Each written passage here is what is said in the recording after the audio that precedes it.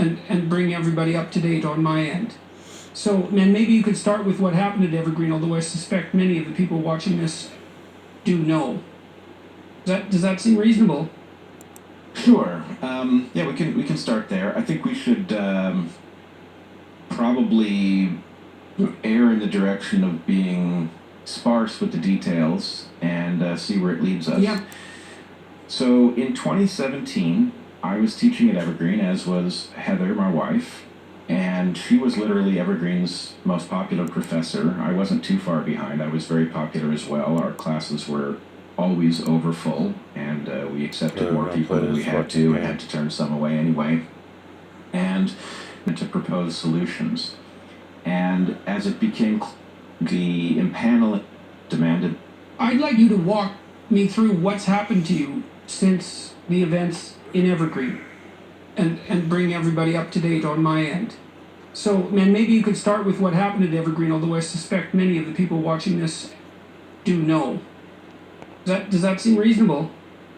Sure. Yeah, we can start there. I think we should probably err in the direction of being sparse with the details and see where it leads us. Yeah.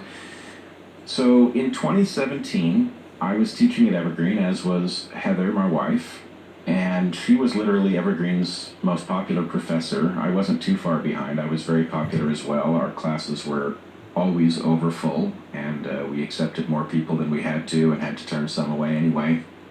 And then in actually 2016, the new president of the college, George Bridges, began an initiative, or a set of initiatives, surrounding diversity, equity, and inclusion.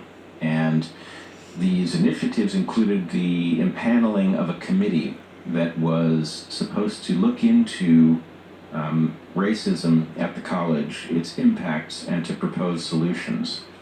And as it became clear what they were alleging and proposing, Heather and I became very alarmed. And I began to speak out, at first in faculty meetings, and then when the ability to speak out in faculty meetings became non-existent, I took to our faculty and staff email list to talk about the threat to the college that was created by these initiatives. And that, of course, brought about exactly what you would imagine, which were accusations that I was motivated by some kind of racism or white supremacy or white fragility, or who knows what the accusations were exactly. But in any case, I fought back anyway, and my sense was I had tenure, and I was well liked, and I was well known at the college. I'd been there for 14 years, and so I didn't think they had the power to get rid of me, and that gave me the ability to say what needed to be said about these proposals. Well, the upshot is that ultimately protesters, 50 students that I had never met, showed up at my classroom, accused me of racism, demanded that I either be fired or resign. I told them I wouldn't, and riots broke out at the college in which faculty and administrators were kidnapped. I was apparently hunted car to car on campus by protesters. The police were stood down by the college president, and we were basically left to fend for ourselves with student patrols roving the campus with weapons, baseball bats, and the like. So it was a chaotic scene. There was a lot of interest in it because it was very colorful, but of course most people back in 2017 dismissed this as, yes, an overreaction, but you know how college students are. And those of us who saw it up close knew that that couldn't be the case, that it would ultimately spill out into civilization. And we, of course, were right. And now it's everywhere. We see it taking over institution after institution. In the US and Canada, we see it making tremendous strides in government, and there's no telling where it ends. And what is, I mean, I have a bunch of questions that come out of that. So I'll lay out three. Why in the world did this bother you enough so that you took a stand, especially given your political leanings? Because you were, which I'm not criticizing, by the way, I'm just stating that it isn't obvious to begin with why it would be you that would take a stand, say, rather than someone else. But you did, and so I'm curious about why. And what is it that you saw coming? And what is this it that you're referring to? You've had a lot of time to be thinking about this now. It's been 4 years. And I mean, the other thing I want to ask you about is your life was thrown completely upside down, you and your wife. You don't have your job at the university anymore, either of you, despite the fact that you were tenured professors. It's not an easy thing to get another toehold in academia once you've been a tenured professor somewhere, especially if you've gone through what you went through, because no hiring committee anywhere is going to give you any consideration once you've been tarred by scandal, regardless of what your role in it was. They're far too conservative to ever do anything like that. And so, okay, so I don't know if I can remember the order in which I asked those questions, but I think the first one was, why in the world were you compelled to object, and what is it that you were objecting to, do you think? Well, it's a funny question for you to pose to me, because I have the feeling that the answer will be entirely native to you. I literally don't believe I had any choice. People frequently ask me why I stood up, and my sense is, if I think through the alternative, I simply can't live with it. I can't sleep. Yeah, right? But that doesn't seem to bother most people, so I don't get that. Well, like, why you? Well, right. I mean, I guess that's the thing I'm discovering. So you alluded to my political leanings, and you and I both know what you mean by that. I'm a liberal, and I describe myself sometimes as a reluctant radical. By that, I mean that I believe we must engage in radical change if we are to survive as a species, but I also know that radical change is very dangerous. And so it's not like, I find most people who would call themselves radicals feel like radical change is always called for, and I don't. My sense is, I hope to see change that makes civilization good enough that I get to be a conservative, that I get to say, actually, we're doing so well that we have no choice but to preserve this. If we try to improve it, we'll mess it up. That's where I want to go. But what I'm discovering is that the bedrock of my liberalism is nothing like the underpinnings of the so-called liberalism of most of the people on the left side of the political spectrum. My liberalism comes from a sense that, yes, compassion is a virtue, but that policy must be based on a dispassionate analysis of problems. It is based on an understanding that the magic of the West comes from a tension between those who aspire to change things for the better, and those who recognize the danger of changing them at all. And so in any case, I think the short answer is, we look around the world and everybody makes arguments that sound as if they come from first principles, but most people do not arrive at conclusions from first principles. If they extrapolate at all, they don't do it very well. And that results in a severe compartmentalization of thought. And that means that when confronted with changes that threaten a system on which we are dependent, most people don't recognize it. And if they do recognize it, they wouldn't know what to do about it. So how can I put it in plain terms? I had no choice, because I was as if on a ship where somebody had proposed to fix our course through a field of icebergs and navigate based on some absurd theory with no grounding in fact. Somebody had to object. And I was a little surprised at how few and far between the objectors were. But, if I'm to be totally candid about it, at the point that things went haywire at Evergreen, I had watched video of you reacting to protesters in Toronto. And it had made so much sense to me at a number of different levels. I recognized you as somebody who knew that although The initial double check proposals were arguably symbolic, that they were connected to things that ultimately were very much about an exercise of power and a transfer of well-being, and that it was therefore, If they say left, you could.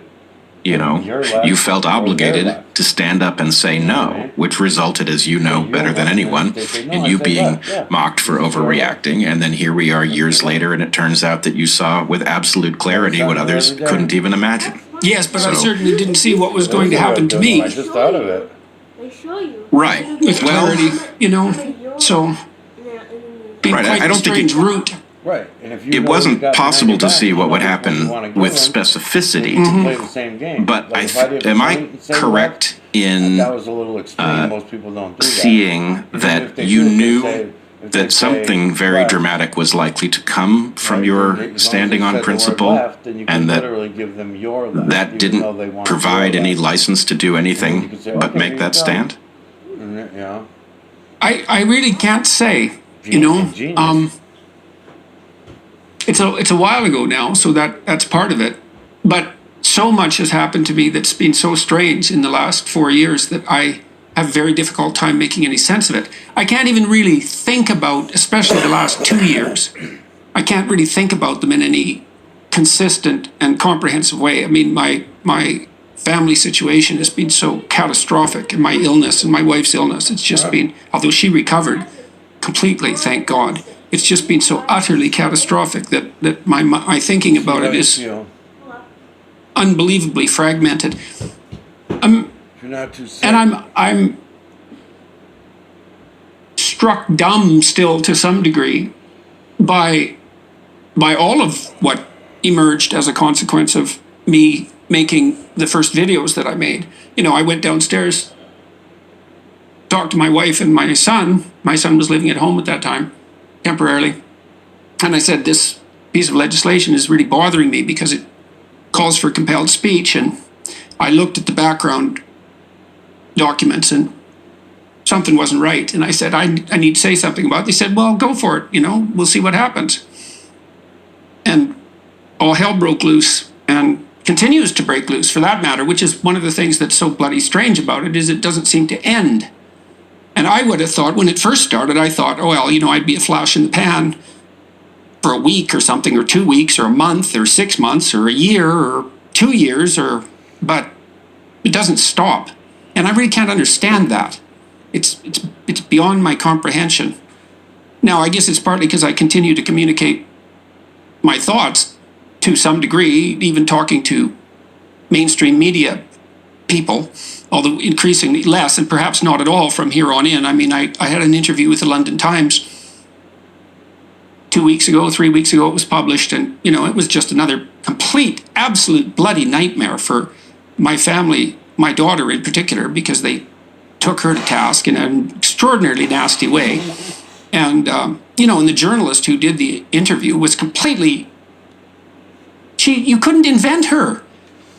Not only the way she was so deceitful in what she did, but I learned more about her background afterward as a consequence of another journalist who wrote about her. And, she's a very singular person, to say the least. And so I did feel at the time, like you did, I guess, that I was more afraid of not speaking than I was afraid of speaking. And I have something against being told what to say. It's like, I'll pay the price for what I have to say.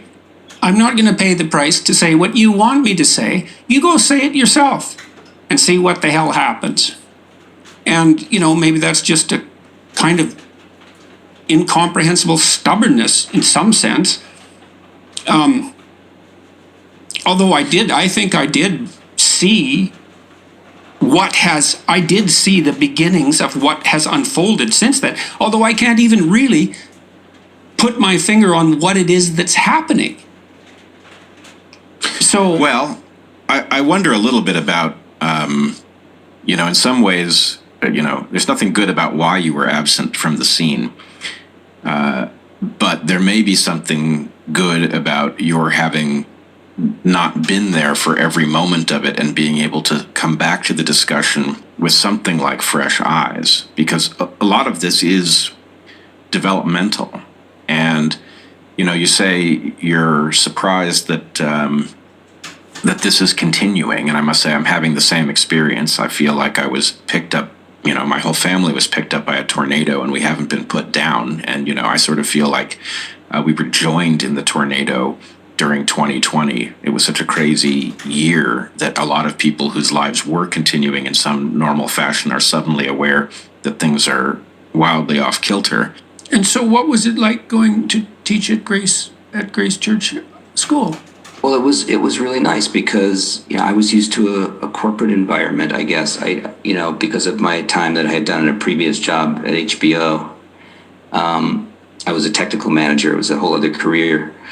And I was very concerned that I reported to the right people, or what's the org structure, and they were just like, well, just you have colleagues and you can discuss things with them, and we're not going to make you do anything. You can talk to us. It's a very friendly environment. I mean, there were serious expectations, and everyone took their jobs very seriously. But there really was a sense of belonging and community. That was very welcoming, actually, and very energizing, I will say, because I wasn't used to that. I didn't expect it. And so I would remain aloof from it, at the beginning, like, what are these people? Why are they always smiling at me? Like, what's going on? I don't know why. But gradually you loosen up, and it was kind of corny, but I would kind of go along with it. And it's a good kind of corny. Yeah. And it did actually, I warmed up a little bit. I did feel like I was a part of things, and I was able to sort of transmit that to others too. And so what happened over time? It was a very gradual change that, I would say, within the first 3 years, one of the tenets of our school was that every employee and every faculty and staff member had to attend a seminar called Undoing Racism.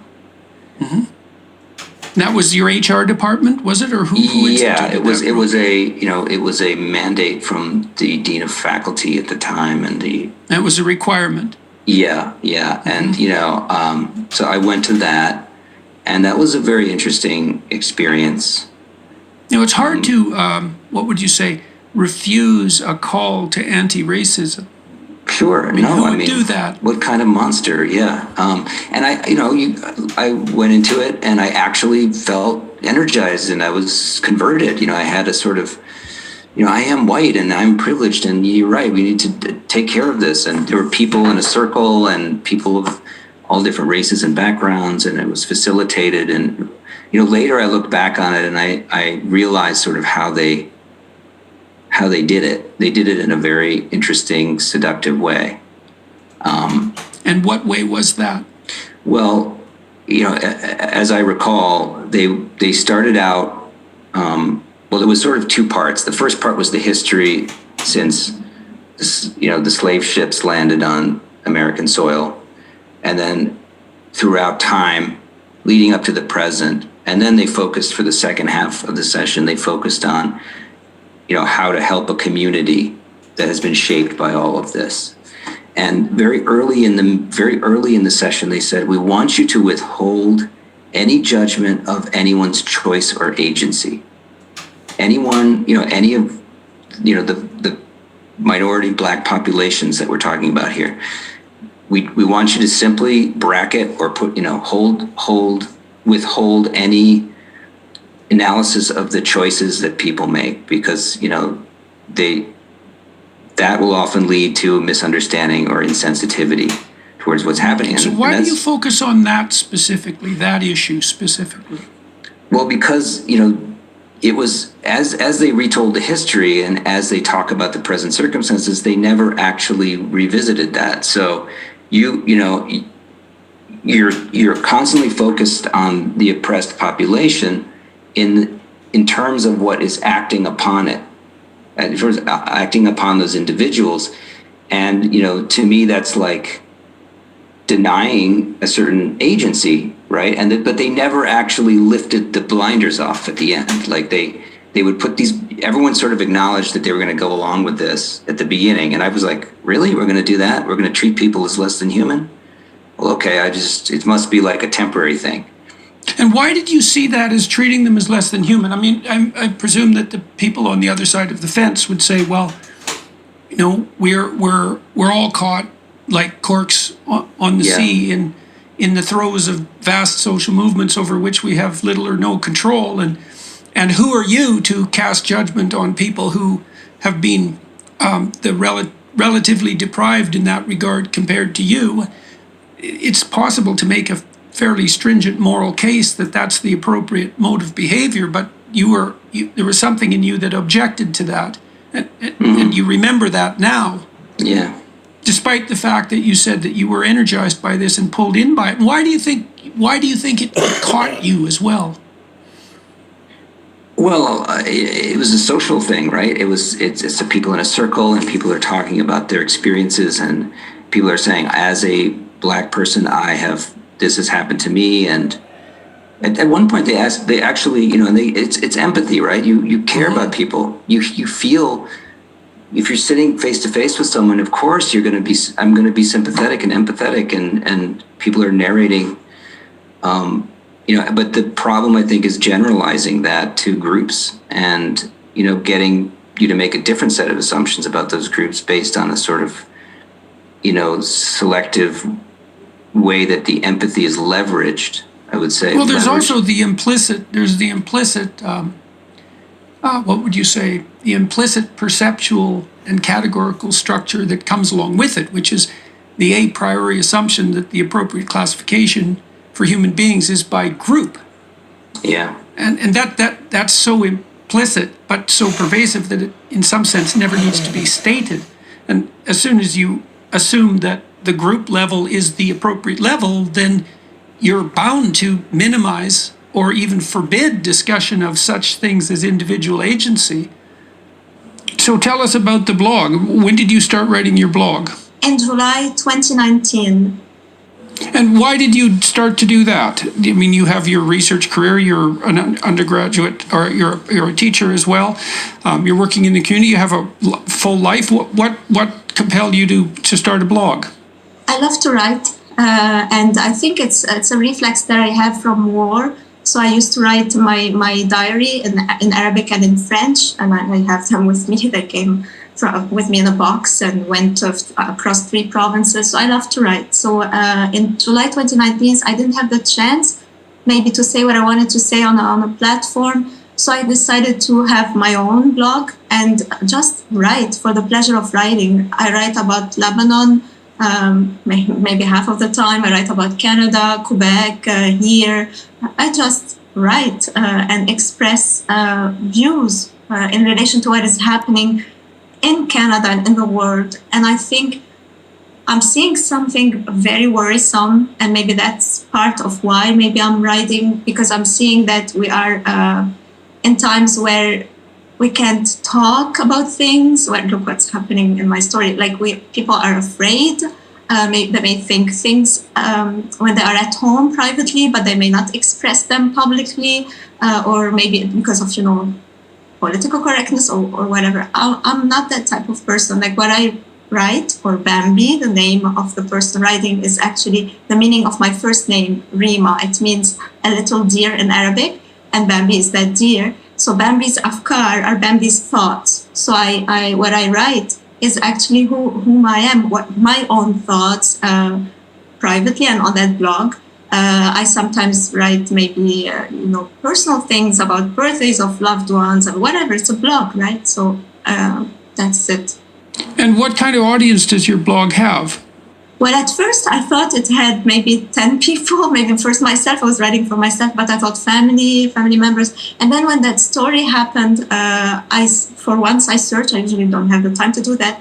And I thought it was like really getting 2,000 on one day. And then I don't know, another day I checked 500, something like that. I thought, oh my goodness, like I was really thinking, I'm writing, I'm using during the pandemic my in-laws or my parents sometimes with some issues, or writing about the Beirut explosion. I interviewed friends about what they are going through with the financial crisis, things like that.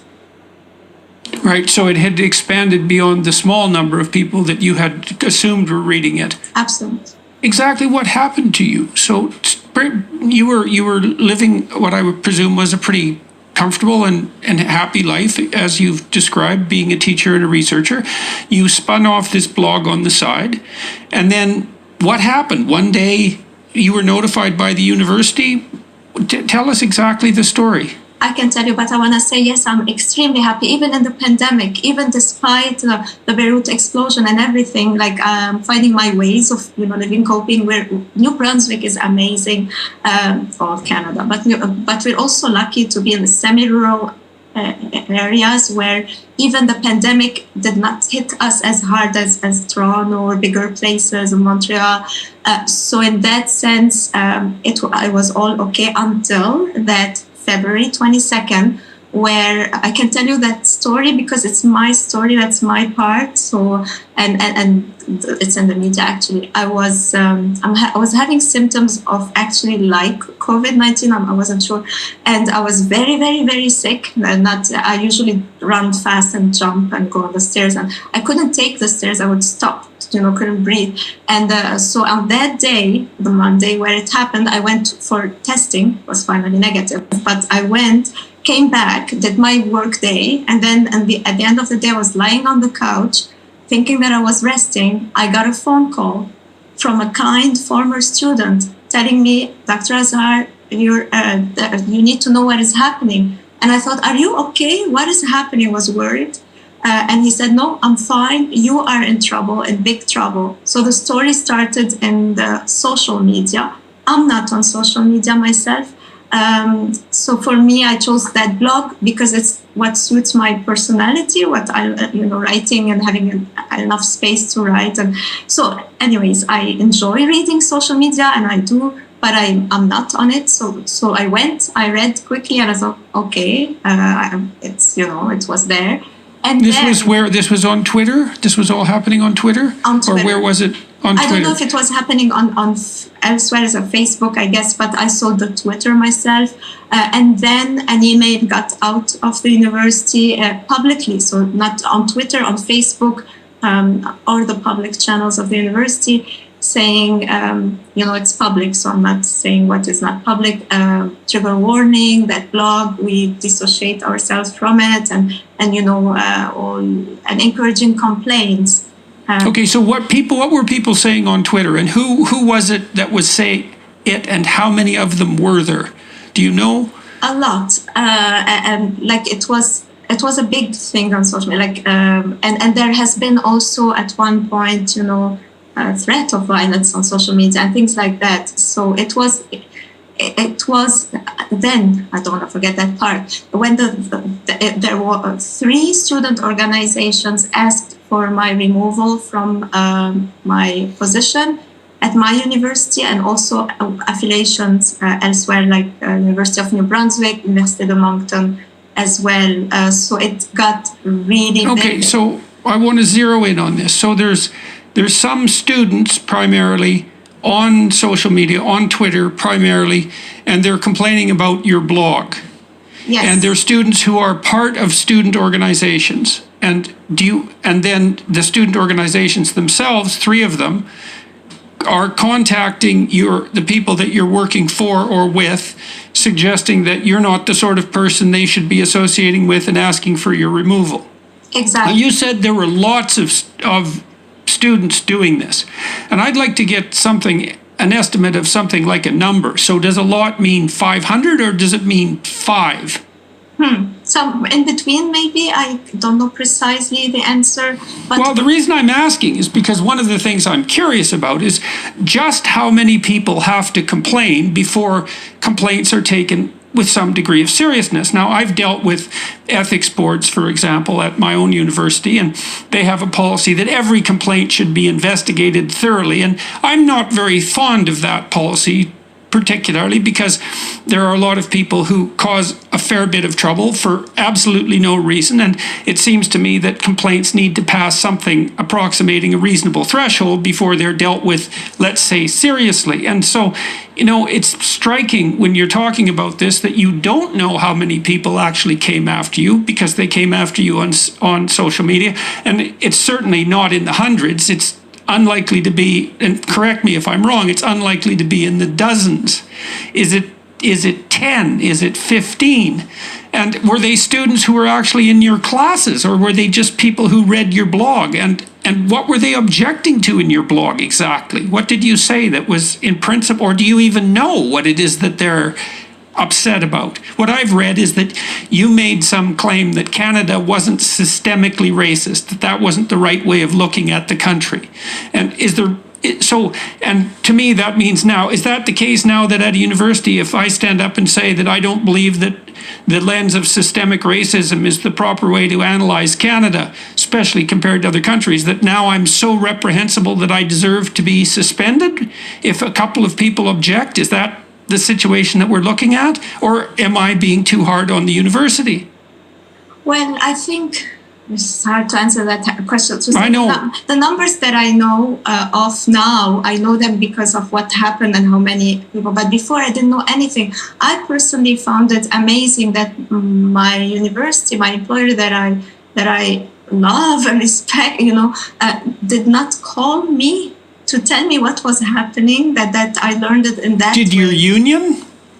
My union is doing what needs to be done, and I'm very grateful. But I didn't know about that. I knew this how I knew it. And then after that first call, friends from Nova Scotia, Amherst, Nova Scotia, called, hearing in the news and the radio. It was all everywhere. I have to admit, I may be wrong, but there may have been a flavor for that during that month. So it was like my story was sort of a scapegoat for something that is much bigger than a deer, a simple deer, a silly deer. Sometimes we're not allowed to write serious things or silly things or be wrong or change our mind.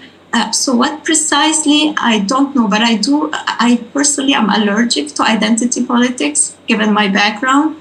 So I may have written things about that or about, it's hard to tell. But you're still not sure. You're still not sure what it is that, okay, so you're not sure exactly who you offended or how many of them there are, and you're not exactly sure why you offended them. And you're so unsure that what you say is that, as far as you're concerned, you can't safely write down what you think, despite the fact that you have your opinions, given where you came from, given the fact that you've immigrated here, that you can take a look at Canada from the perspective of an insider and an outsider. You're not sure what your crime is. No, but now because it's in the media, I can talk to that. It's not that I'm not respecting the confidentiality of the process of the investigation report. It's in the media. There is an allegation. Well, you get the chance to defend yourself. In any case, I mean, you've been suspended, correct? Yes. In the fall. Okay, and you said your university didn't even call you when all this blew up, and which is typical in my experience of the way institutions are reacting to this sort of thing. So an unnamed number of students made comments that you have used that are in some sense reprehensible, even though you don't know what they are. And the response of your university, despite the fact that you have tenure, that you're an accomplished scientist, that you're a popular undergraduate researcher, that you have tenure, the response of your university was to not call you, but suspend you for the fall, pending an investigation. An investigation into what exactly? Have they told you what you did wrong? Of course, I saw those complaints,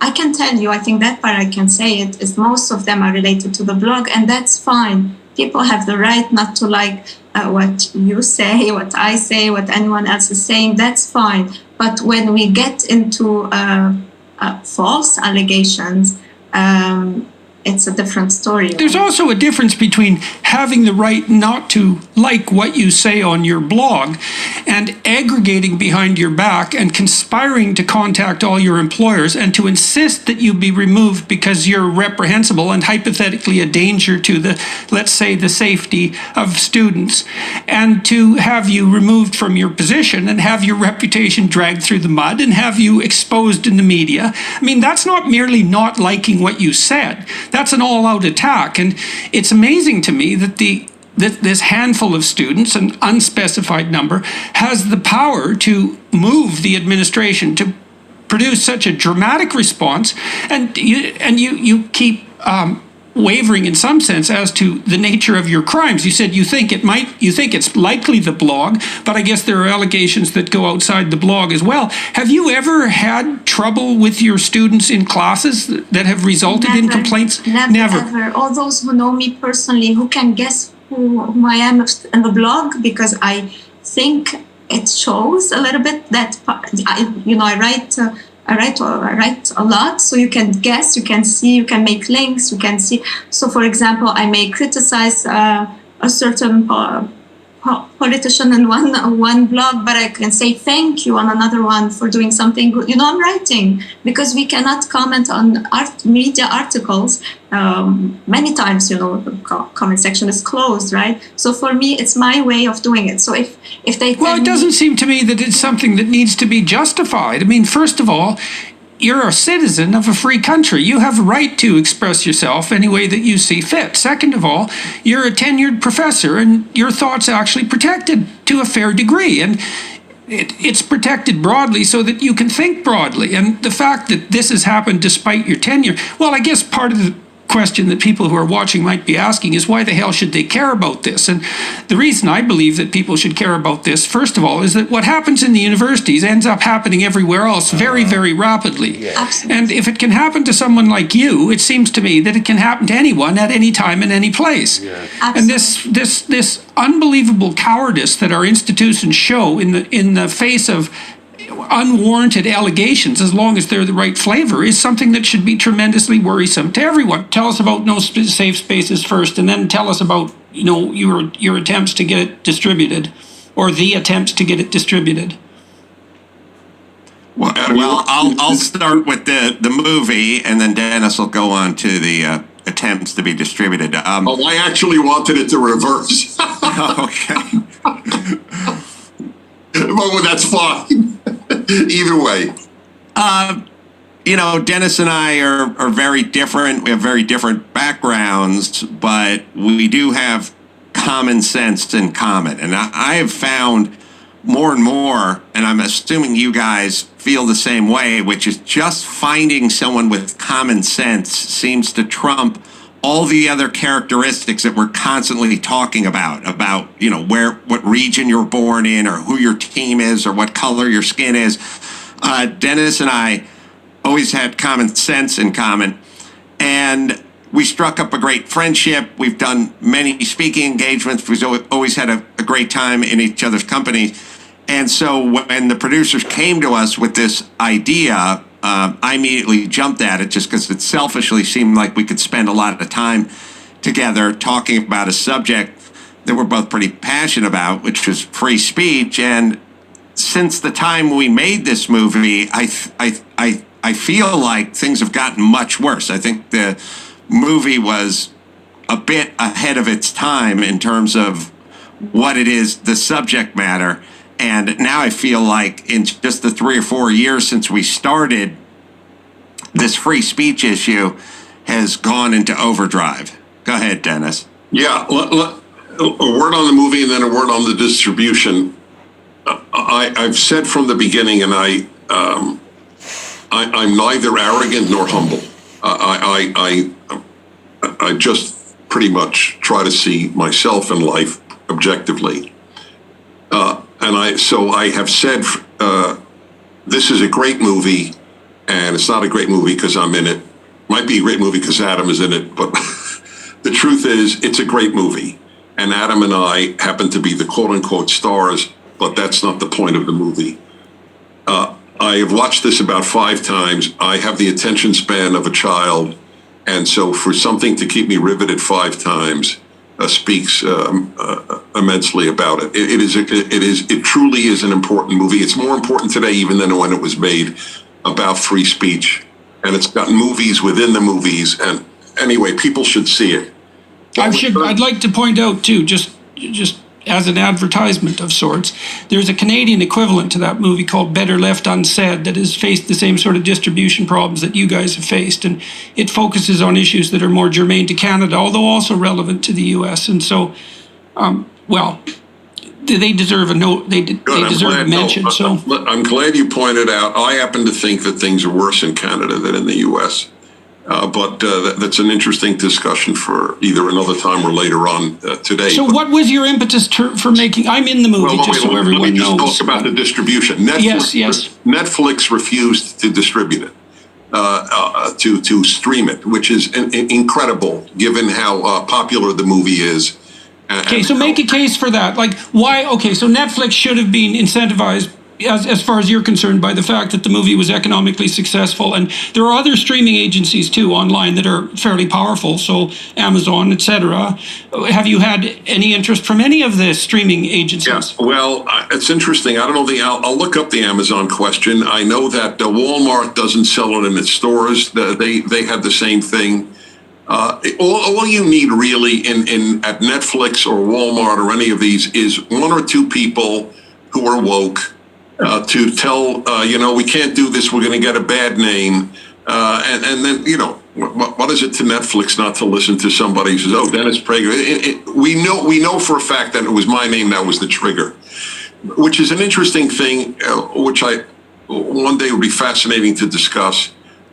Because whenever my name is raised as this bugaboo, I always say, well, can you say anything in 35 years of broadcasting, 10 books, literally 1,000 columns on the internet, plus tens of thousands of hours of the radio recorded?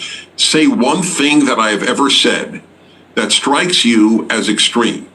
And so there's never an example. There's literally never. The New York Times did a piece on me. They couldn't find one sentence. They made up something, in fact. They said that Prager suggested, and I always tell people, if they don't say said, don't believe the line. Suggested is the New York Times, not what I said. And then they had no quotes. But anyway... I've had the same experience, Dennis. I have hundreds of hours of... Of course you have. I know that. I can't find a thing you've ever said that isn't ennobling. I love your work. I wrote the introduction to your biography. I had this experience as well, and then I have another thought, which is I got into a lot of trouble and I got out of favor with critics because it was widely said that Adam Carolla said women weren't funny. Now, this is perfect, and you guys have experienced a version of this.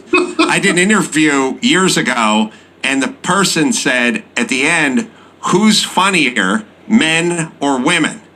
And I said, well, I think men are. I think it's based on them trying to have sex, essentially, so they had to exercise that muscle a little bit.